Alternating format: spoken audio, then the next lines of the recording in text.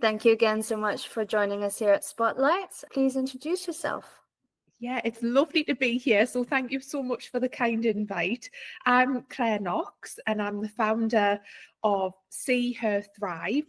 And we are a company committed to making sure women's health is recognised, valued, supported in every workplace. Amazing work that you're doing. And as I read online, you founded See Her Thrive out of your own experience with specifically PMDD. What was the kind of moment when you said this has to change? Yeah, going back quite a few years ago now, I was actually a school teacher before I started this whole journey, and living with PMDD and trying to work in a very structured, high pressure job was incredibly difficult, as I'm sure a lot of people listening with this who have PMDD will completely understand. And that was pre-COVID. It was before working from home and flexible work, which has changed things quite a lot. But at the time, I was experiencing the monthly onslaught of PMDD symptoms and didn't have the confidence to talk about it at work, even though I was going through a really difficult time. I just did that thing that a lot of us do, put on a mask, put on a brave face, showed up at work, did the best job that I could do. And then I would get home and just be exhausted from doing that. And it got to a point where I was frantically looking for help with, how do I speak to my manager about this? How do I approach a conversation about PMDD and the difficulties I'm having? And I couldn't find anything. There was just nothing out there in the world about how to navigate PMDD at work. And I thought maybe if I look at endometriosis or periods, menstrual health, there'll be some stuff on that.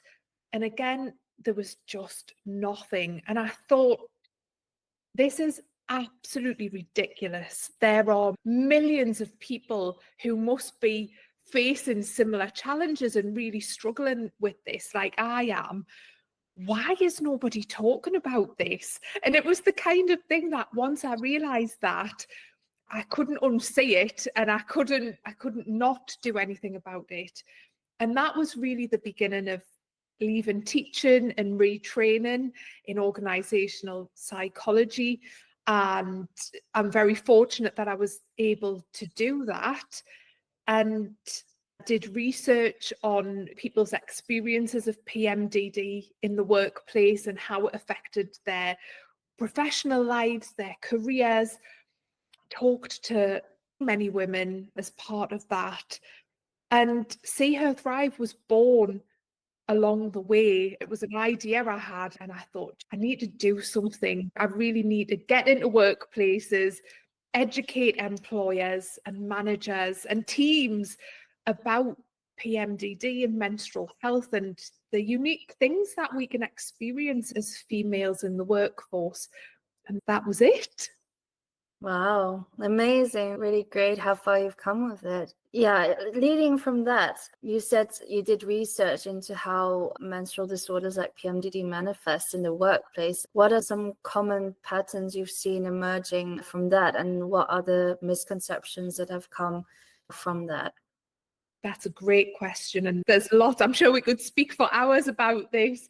So linking to what I said about masking, a lot of people that I spoke to, and there's other research that supports this, go to work when they're not well enough to be at work and push through symptoms, push through those PMDD days that are really hard, really difficult. Being at work is probably the last thing that lots of us wanted to do in those moments. And that masking and that presenteeism was often the catalyst for burnout and longer periods of absence. And it makes sense, doesn't it? When you push through and you're going against what your body needs and what it's telling you to do, at some point, the wheels come off. And so that was one thing. The fear around being open was definitely another theme. And people talked a lot about being worried they'd be seen as incompetent and incapable. And there were insecurities around their job and being passed over for promotions and advancement and things like that, which I completely understand. And I think I definitely had some of those fears and worries as well. And then there were some really shocking, at this stage, I think I've seen and heard it all, but some really heartbreaking stories of people who had been open about PMDD with their manager and had been met with just a complete lack of support. And actually, I would take it a step further and say discrimination in quite a few cases, and had been treated very unfairly and were definitely disadvantaged at work. And so that was a real eye-opener for me, because at that time, I had no idea that people were experiencing such unfair treatment.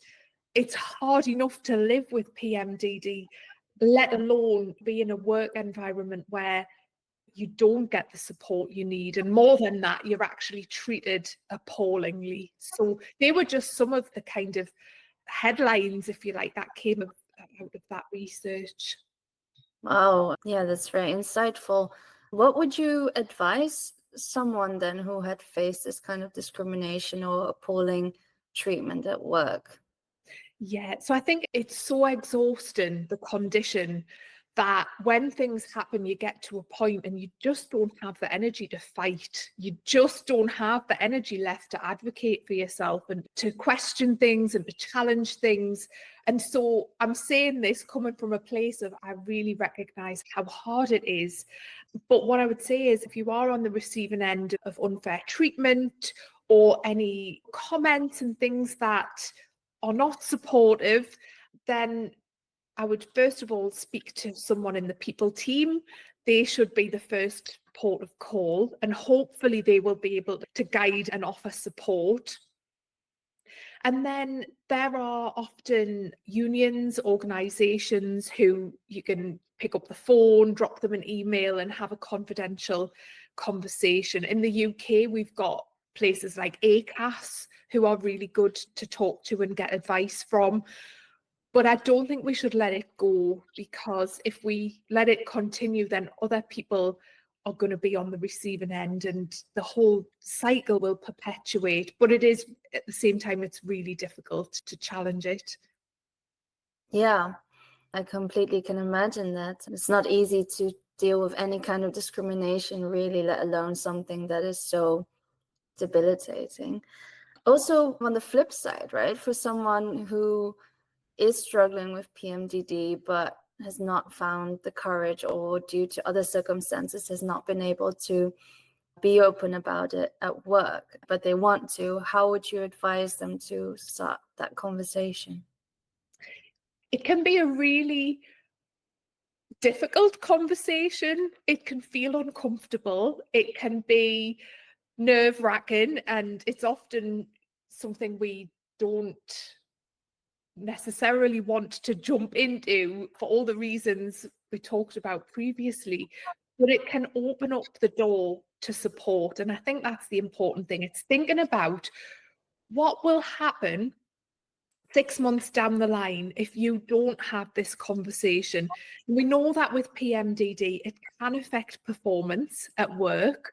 It can affect things like needing to take time off. So sickness absence might crop up for people.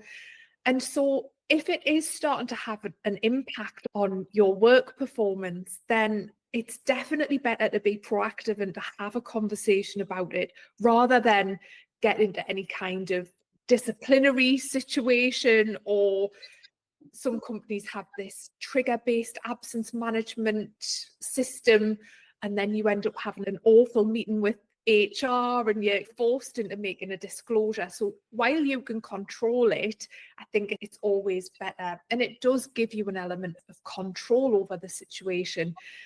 The next thing I would do is prepare for it. Don't just drop it on someone, drop it on your manager and say, can I have a chat? I just want to talk to you about PMDD. It is going to take some preparation. And what I would do is a couple of things. I would send an email ahead of any conversation to a manager and say, I'm having some health challenges and it's starting to affect me at work. I would really appreciate if we could have a chat to discuss some adjustments and support. And along with that, you might want to send a link to some information about PMDD just to give them a bit of a heads up. There's so little awareness, it's unlikely that the manager will have heard of it. I might be doing some people a disservice in saying that because some people may be familiar with it.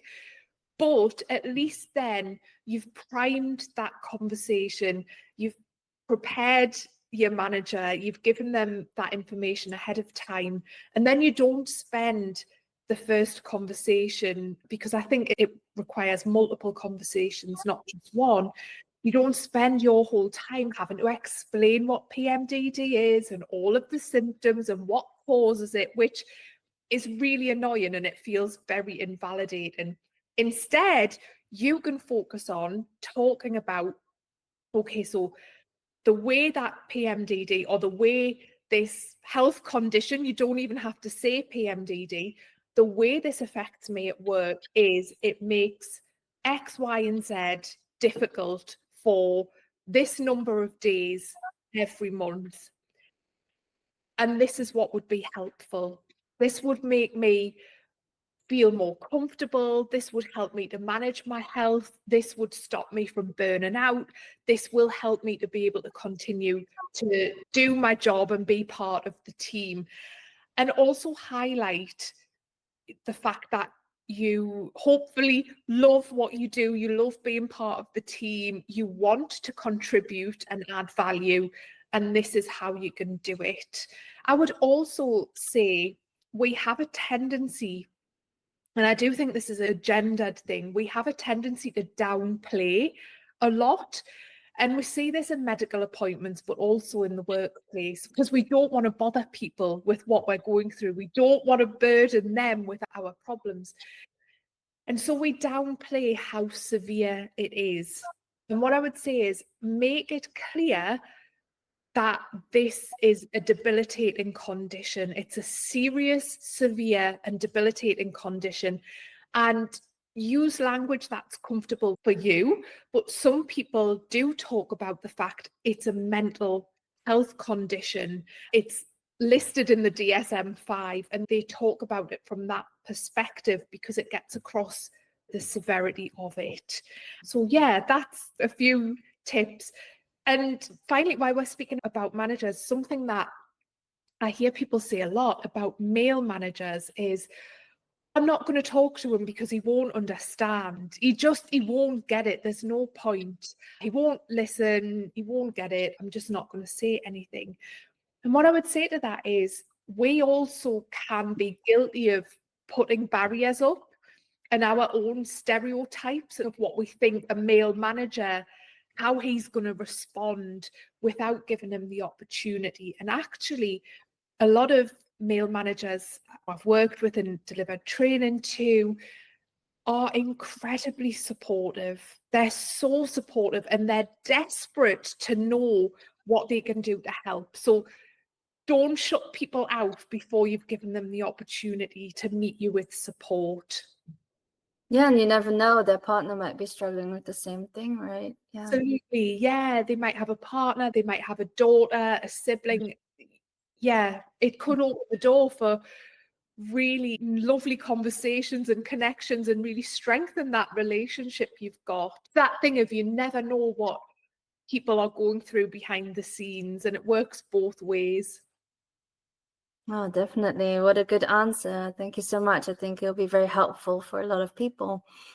In that vein, what would a truly inclusive workplace look like for someone who is struggling with PMDD? Not just the policies and the rules, but also cultural-wise, everyday things.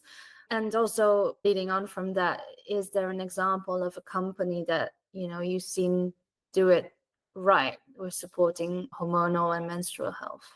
Yeah, that's such a good question. Such a good question. So what would an inclusive workplace look like?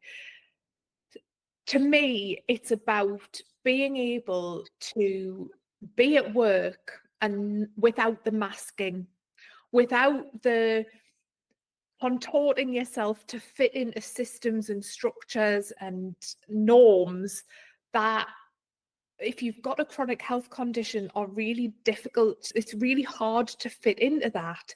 And so there's something around having the security and the psychological safety to be able to say, this is the way that I need to work because my body's different, my brain's different, and that's okay. I have a different productivity pattern to most people, but I'm still a really valuable, high performing member of the team.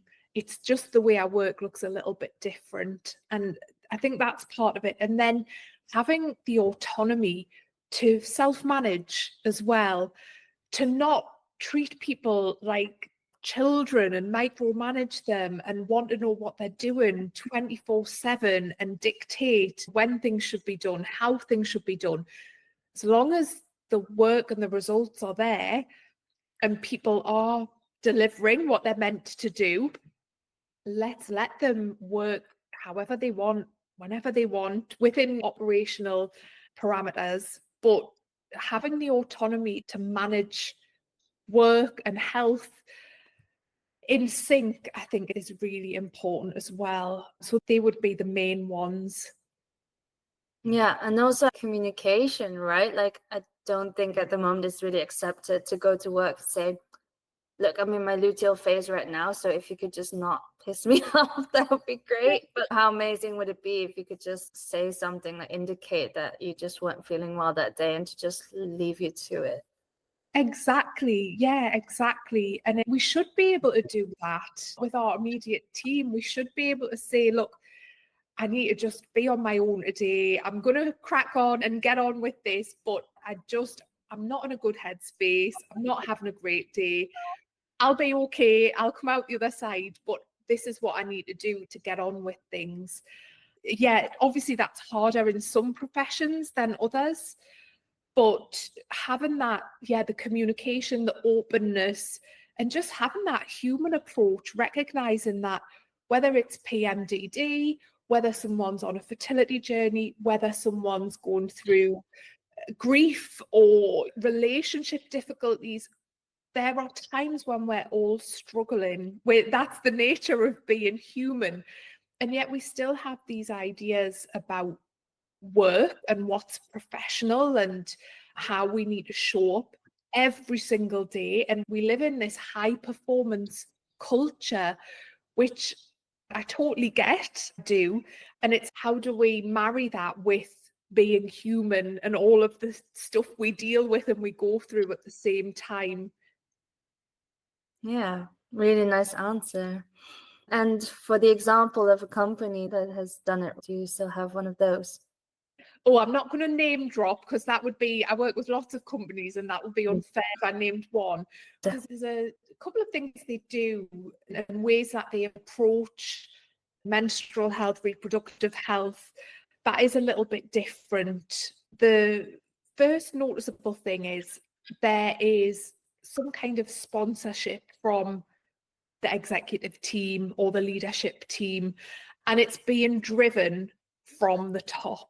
And what that looks like is people sending out communications if there are events, people actually opening and doing a welcome if there's training or a webinar. I've delivered talks and training where CEOs have been in the room, and that really does show I'm committed to this. We as a team are committed, and as an organisation, we're taking this seriously. So they have that top-down approach, whereas unfortunately a lot of this work and these initiatives are driven bottom up, often by women with lived experience who are having a difficult time, they are trying to drive these initiatives, gather momentum from the ground up. And that's really difficult. And it makes me sad that's the case. And we do need to see more leadership teams getting behind this and really driving it from the top. So that's the first thing. And then the second thing that the companies that get it right are doing is they don't just have a talk for International Women's Day or a talk for World Menopause Day, but they'll zoom out and they'll actually look at the organization, they'll look at the culture, they'll look at the policies, the processes, the systems, and through the lens of someone who might be living with PMDD, endometriosis, perimenopause, and they will make changes to policies. They will make sure managers have training. They'll make sure that there are resources so people have support. They'll look at their benefits and things like their healthcare provision. So they have this holistic view, and it moves away from the tokenistic, let's do something for International Women's Day, which it drives a lot of us mad. I know people listening will understand that, but we deserve more than that. And workplace well-being, it's about culture change, and to do that it needs this long-term embedded approach. Yeah, and what I'm also hearing is like we need leaders to also lead by example, so to be open about their own struggles, because I won't believe that women or people who menstruate in senior positions are not struggling with these kinds of disorders themselves. So once they start sharing, they will show it's okay for us to share as well. So I did a session recently for a team, and I think she's the MD, so very senior in the organisation. She did the welcome and talked about how difficult her menopause experience had been. And people were so appreciative of the vulnerability and the fact that she paved the way, and that tells everyone it's safe to talk about these things. It's okay to talk about these things. And so, we need more of that. We do. And equally, there have been events where senior male colleagues have talked about the fact that they've supported their wives with various different conditions and their daughters, and it's so powerful. And storytelling is a huge part of this, storytelling and vulnerability, and having strength in that. We need to model the behavior we want to see in our organizations, and so that's something that we need more of that good stuff. Definitely agree. And following on from the whole being able to flexibly structure your work the way that you would like, if you could redesign the standard kind of work week or month, because this is of course a monthly cyclist, through the PMDD lens, what would it look like? Because I've also talked to some people who are struggling with PMDD who then say they tend to overcompensate in the first 2 weeks of the cycle and almost burn themselves out to then be able to take it easy the last 2 weeks. And to me, that makes a lot of sense because of how it goes in terms of your energy. But then isn't there also a huge danger of then overstretching and overextending yourself in the follicular phase? Absolutely. You've just highlighted something that does come up quite a lot. And it's this superwoman type thing where you feel in the follicular phase with that uptick of estrogen. We talk a lot about progesterone with PMDD and the luteal phase, but what we often miss out is the effect of estrogen. And for a lot of us, we see insane levels of creativity and productivity, and we want to do all of the things, and we commit to lots of things. We say yes, and we take on so much when we're feeling good. And then the luteal phase hits and it's, oh shit, why have I agreed to do that? And I'm swamped and I can't keep up. And that is the cycle that we live through. And PMDD also does this thing where it convinces you every month, once you're through it and you look back and you think, oh, I don't think it was that bad actually. It's like you gaslight yourself, and so you go through the whole thing again. But for me, the way I would, in an ideal world, and this is very applied to how PMDD showed up for me in the symptoms and what I do, I would do a lot of the customer face and outward stuff in the first 2 weeks.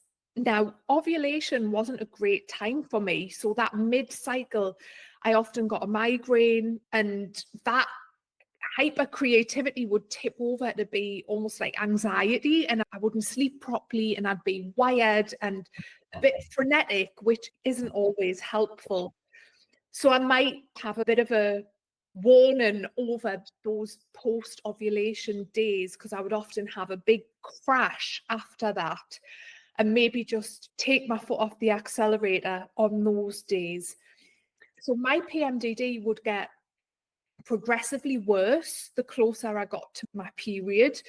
I know for some people it's the same level of severity from ovulation all the way through, but mine definitely got progressively worse. So I would start winding down, and in an ideal world, I would have 3 days off before my period. And I say off, it's very interesting. And I used to do this. I would say to myself, right, you're not going to do anything today. You need to rest. You're not going to do anything today. And the minute you take that pressure off, actually, I would find myself tinkering away with things. And I don't know if that was a positive distraction, and I would get a little bit lost in certain things, particularly things like research and just fact finding, and maybe doing bits of reading here and there. Nothing massively difficult or creative, but I would definitely do nothing customer facing in those, I would say, 3 days before my period. And I have done it before, and I've been in awful situations where I haven't performed at my best. And in fact, I've underperformed because I've tried to push through PMDD. And we also need to be mindful of that when we want to show ourselves at our best. And what does that look like in terms of our job and what we do? And when are those days in our cycle? What do they look like for each of us? Okay, so if I understand correctly, what you're saying is basically to try to put those tasks that are low pressure, that you can just do easily, maybe research, maybe some admin things, and all those kinds of things that you know you can handle. Yeah. You're very secure in yourself during that period of time. That's actually a really good point. And thinking about something that can be really helpful is, what is a potential trigger for you? So as an example, for me, opening emails, the unknown of what's going to be in an email, it could be something ridiculous, but on a PMDD day, things just land differently, they hit differently. And so you want to remove the unknowns, the unpredictabilities, and any people, environments that add stress or make things more difficult. You want to try and avoid those on your toughest days, which it's ideal world stuff. It's not always possible, but that helps to manage things. Really good insight indeed. I want to touch on something slightly different now. Some people with PMDD say it makes them feel like they're failing at being a woman. In your experience, how does that belief show up in professional settings, and how can we change that? Over time, PMDD can just engulf you, and it can become your identity. And I'm speaking from personal experience here. In the depths of PMDD, I really lost myself in it and completely lost sight of what I'm good at, what I enjoy, what I bring to different situations, both in my personal and professional life. And all I could see was the negativity of PMDD and all of the impairment, if you like, and all of the difficulties associated with that. And I think that's one of the cruel things about the disorder, is it has that ability to just take over completely, and you become the condition. And I see that in the workplace, because people lose confidence in themselves. They lose confidence in themselves, in everything that makes them brilliant, and they can't see past the difficulties they're having with PMDD. And it's about trying to remember, you are so much more than PMDD. Yes, that might affect you at certain points during the month, and it's really hard, and I get that. But also, don't lose sight of everything that makes you brilliant, because you are way more than the PMDD, and there's so much more to you. And yeah, it can stop people putting themselves forward for promotions and opportunities. And I see people gradually become more withdrawn as well, and it does have that effect. So the more we can lean into remembering and recalling and really focusing on our strengths and what we're good at and what makes us brilliant, and asking for feedback. What did I do well? What went well about this? Because we don't often seek that positive reinforcement, can really help to bring back into focus all of us and not just the PMDD. Wow, that's a really lovely perspective. Thanks for the reminder. Nice. I know we've already touched on this a little bit, but as a last question, what would be your boldest hope for the future of work when it comes to menstrual and hormonal health, not just PMDD, because obviously you work with so many more things surrounding that? And what needs to happen to get us there? I saw a LinkedIn post, and I can't remember the name of the person who posted it or their company, so I'm really sorry, I don't have that information. But it was a male CEO of a startup, so albeit potentially a small agile team, but he said, I'm letting everyone in my team work when they want, how they want, in whatever way works for them. And one of the reasons he cited was to manage menstrual health. And he was aware of that. And he said, enabling people to work with their body, not against it, it's going to be better for everyone. And for me, I read that and I just thought, this is what we need. That's it. It doesn't have to be more complicated than that. And it goes back to what we talked about with autonomy, giving people autonomy to really manage their health and prioritize their health and navigate work alongside that. So for me, that's the dream. Probably more difficult in reality, definitely for some workplaces and teams and professions. But I hope that we get to that point.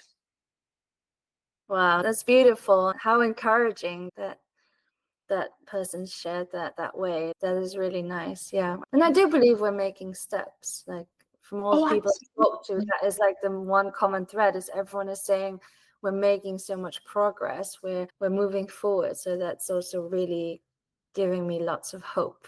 Yes, things are moving forward. Definitely. I've been in this space for 10 years, I think. Things have definitely changed. We've had this huge menopause movement, which has opened up the menstrual health conversation. We just need to keep going. And especially in the face of everything that's happening politically and the difficulties we're seeing with ED&I and things like that, we need to just keep going and keep talking about it. And yeah, we'll get there. We will. All right. Thank you so much for your insights. That was my last question. Is there anything else you would like to add? I don't think so, no. Just it's always lovely to connect with people. So if anybody wants to connect, I'm on LinkedIn and Instagram. And yeah, it's always nice to chat to people. All right, I'll make sure to link everything you just mentioned everywhere I share this. Thank you so much for your time, and thank you so much for the conversation. Thank you.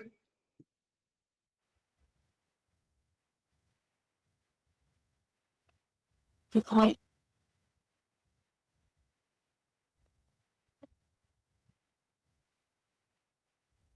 You're done.